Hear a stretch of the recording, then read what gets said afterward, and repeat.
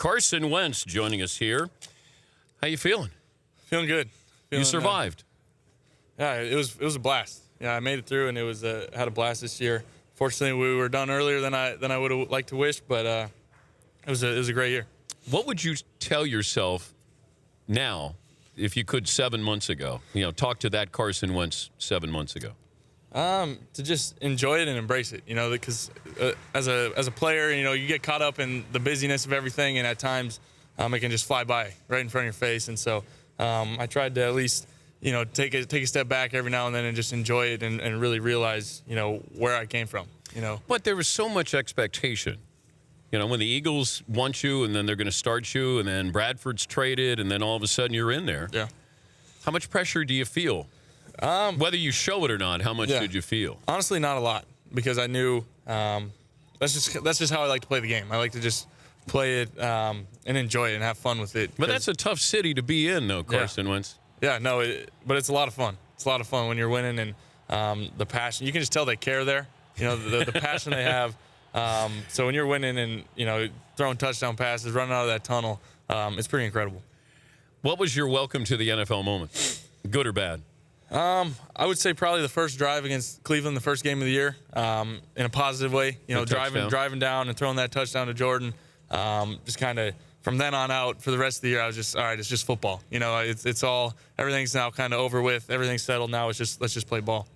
But what was tougher, studying or the actual game itself? So the prep, everything else leading up to a game, or when you got on the field? Probably the prep. Because naturally, I mean, you turn on the film and you're going through the week, and it's a grind. You know, you're grinding the tape and trying to figure out your opponent. And early in the week, you're like, oh, my gosh, they do so much. Like, what are we going to do? And then by the end of the week, you feel confident with it and everything. So that's the behind-the-scenes stuff that a lot of people don't realize. All right, give me a play that you called at North Dakota State. North Dakota State? Man, I've tried to forget a lot of that because it crosses over. But is it similar in – Similar. I guess the terminology is different. But the NFL plays seem really long. Yeah. Like it'll take you 10 seconds to say a play. Yeah. Like give me a complex NFL play. Man. Putting me on the spot here. It's been a month. I'm trying to. Wait, you've already lost it? No, I haven't lost it, but I've tried to get away from it for a little bit. So, but no, they get long. Oh, come on, give me one. They get long. Give me one. Banana white. Spider 2 wide banana. John Gruden's favorite play. Shout out to John. What the hell does that mean, by the way? For that play, I don't even have to ask John exactly why he calls it that, but it's the protection, it's the route, it's a lot of stuff. But there's a lot that goes into it. But so at North Dakota State, you're running a pro style. Yeah. Plus, you were under center, and I think it's underrated when we see these quarterbacks. Everybody's in the gun. Yeah. How much did that help you being under center to make the transition to the NFL? Yeah, it helped me a lot. You know, I was comfortable with it, not just being under center, but, you know, calling plays in a huddle, getting to the line, making protection calls, you know, getting in and out of plays. All that stuff helped me so much going into the NFL because it was second nature. You know, from now, for a lot of guys, you got to learn all that as well as the playbook, as well as a lot of stuff. For me, it was just focused on the playbook because the rest is kind of second nature already. So that helped me a ton. And I think it showed a little bit this year. We're talking to Carson Wentz joining us on behalf of Gatorade. You brought gifts, I saw. Yeah, you don't have one yet. All your friends over here have one. Yeah, the dentist got. But yeah, Gatorade, they come up with this new GX bottle. I'll let you have yours here. It's pretty cool. It's got your name on it and everything. Hopefully it motivates you to maybe go to the gym a little more. Whoa. You look great, though. Whoa. You look great, but we all need it. Yeah. But anyway, they're pretty cool. You can personalize them. Obviously, you see last name. You guys all have your names on it, former teams, everything. Now, I took these guys to a spin class. I could take you to a spin class and see what you got. Yeah, you'd probably kick my butt in that. I'm the Tom Brady of spin class. Yeah, I'd like to see it. I'd like to see it. And now you got a new bottle for it. You got a new bottle. Oh no, absolutely. Yeah. Oh, this is making a debut tomorrow at spin class. Are you kidding me? I'm going to be the envy of Soul Cycle there. What do you do in the off season? Now you say you're trying to get away from football. Yeah. Hunting. Hunt a little bit. You know, obviously, you got to relax. You got to see your friends and family a little bit. But I've been chomping at the bit a little bit to get back at it. But I'm still figuring out the off season. I'm not gonna lie. This is the first time in a long time that I've had time off like this.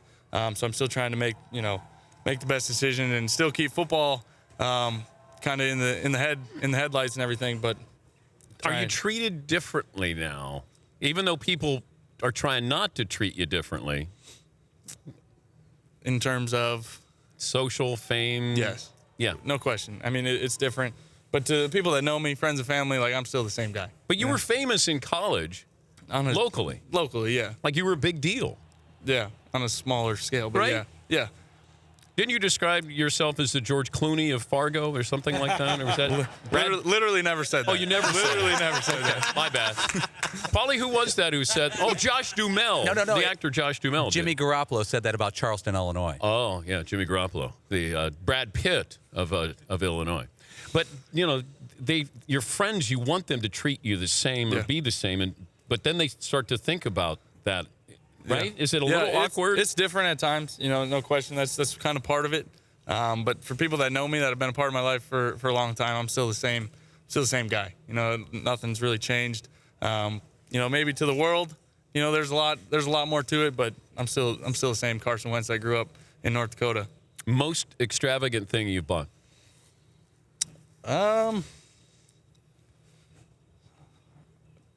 Boy, pretty low key with that.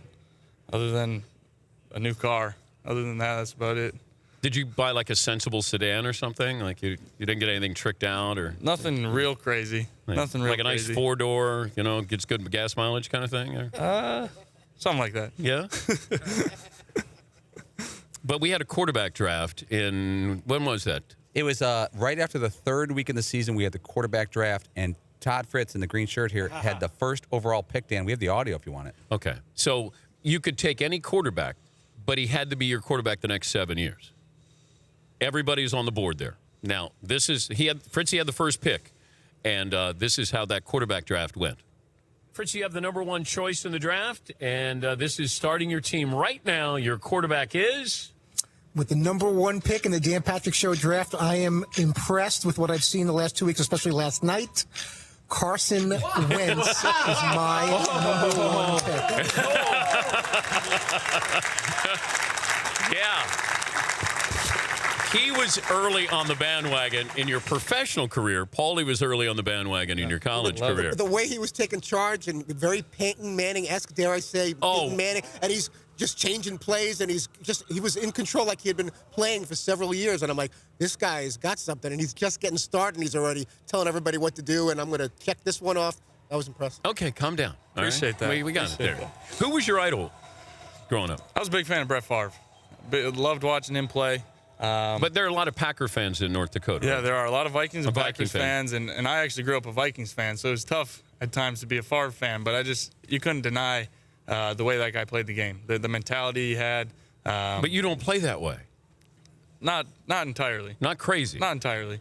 Yeah. He was a gunslinger, the definition. I think I got a little bit of that, but not quite to his level. You don't want too much of that, right? I mean, I'm not going to argue against Brett Favre. He's one of the all-time greats. Have you met him? Not in person. Not in person. I was on his radio show once, but hopefully someday. Coach Peterson's friends with him, so I'm sure I'll meet up with him hopefully soon. Now, would you ask for a picture, an autograph? I'd probably have to. I'd probably have to fanboy him a little bit. You would be speechless. Probably would, yeah. Then we'd probably go hunting together or do something. And your favorite team, though, the Packers? Or far, but favorite team, the Vikings. Fan, yeah. So you're used to heartache, right? A little bit. Yeah. So that's all right. That can prepare you for Philadelphia as well, for a little while there. A little heartache there. All right, next topic. Hey, congratulations. I spilled on myself. You got me all riled up. You're a mess. Yeah. Look at you. Right. You're flustered. 2 minutes. Next topic, like I said. Congrats on the success, and just remember the people who had your back before anybody else did, right here in this room. So those two, not you though. No, I jumped on, but I remember seeing the North Dakota State helmet on your show a while ago. Yeah. So appreciate that. Oh yeah, we fly the colors. Everything was pretty and Paulie was like Easton Stick, man. I go, okay, I'm fine with that. He's my boy. Yeah, and Paulie, we got Bison T-shirts that were sent into the man cave. So yeah, we're Love it. right there. Love it. And you guys lost this year, though. I know. That was a tough one. Yeah. Tough one. Man, I'm just bringing up great things, aren't I? He's Carson Wentz, the Eagles quarterback. He's joining us on behalf of Gatorade. Thanks for bringing the gifts, and congrats. Yeah, appreciate you having me. All right, we appreciate that. Oh, by the way, can I do this, Paulie, real quick? Yes. Oh, yes. We have your draft profile, Okay. but you need to read it. Okay? Okay. Are you capable of doing this? I mean, You can read. I think I can read pretty well, Okay. yeah. These are actual reviews of Carson Wentz. Now, I took out the positives. All right? Everybody. In fact, our next guest, Drew Brees, did this, and Drew kept his negatives. He wanted to use it as motivation last year. So who wrote this? Paulie gathered this from NFL writers. I have the names if you want them later when you leave. Okay, All so right. here are your weaknesses. You go. All right, weaknesses. Needs more consistency on anticipatory throws outside the hash. Will get caught locking in on target, bringing secondary charging in to make a play on the ball. Inconsistent footwork in the pocket. Can be a little flat with his downfield touch throws. Everyone's all over the place with that criticism. Sometimes it's too flat, sometimes it's too much art. It's like, can't please anybody. Anyway, has to eliminate nonchalant throws into tight quarters. It's football. When rolling out, will float it a little much when taking shots down the field. Allows passing windows to close quickly when he short arms his release. While his arm strength is okay, he can still make all the throws and he can make them with accuracy. And the comparison is to Blake Bortles. Yep. There you go. Is there any truth in any of those things? I mean, some. You know, Okay, I'm not perfect by no means. I'm not perfect. There's some, but there's also some things that people just you nitpick just to have something to absolutely. write about. You know, that's kind of part of the business. But I mean, I'm not going to argue with all of them. There's definitely we're all works in progress. And you're ready to go. You got a lot of work to Yeah, I'll work take to this do in home the and offseason. I'll study it up, and we'll be hopefully getting better reviews next year. Paulie will give you the names of those writers on the way out. He's Carson Wentz joining us on behalf of Gatorade. Thank you, Carson. The Dan Patrick Show, weekday mornings on Audience.